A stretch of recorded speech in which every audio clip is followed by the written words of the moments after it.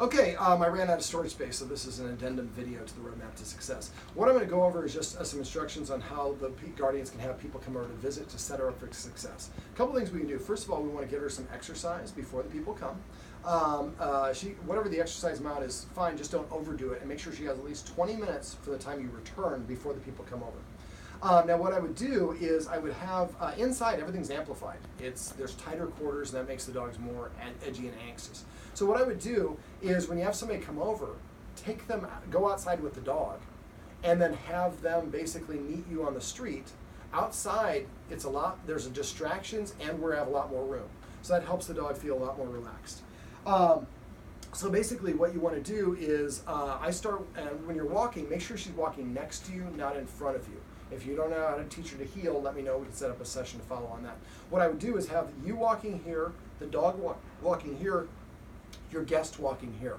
Walk just towards Venice, and then when you get a couple of houses away and the dog's not looking up, paying attention, hand the leash to your guardian.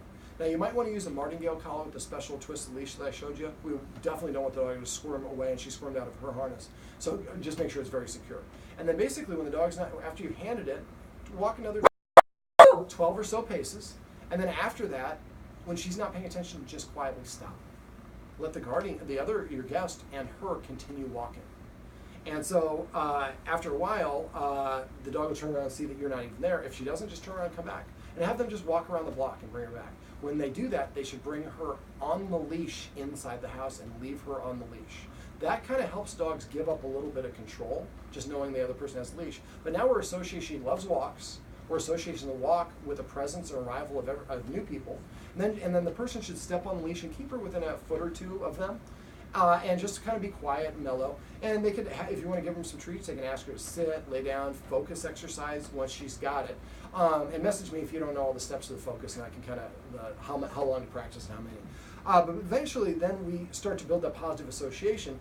And then once she's settled down, then you can have somebody go over, there with her with the leash and the treats and do the counter conditioning exercises that I described above. All right, I want to say Layla, but Lylla is, and this is, well, come over here. Let everybody see how pretty you are, because you're such a pretty looking girl. Sit. This is Lylla. This is Lylla's roadmap to success. Remember, everything you do trains your dog. Only sometimes you need it. Sit.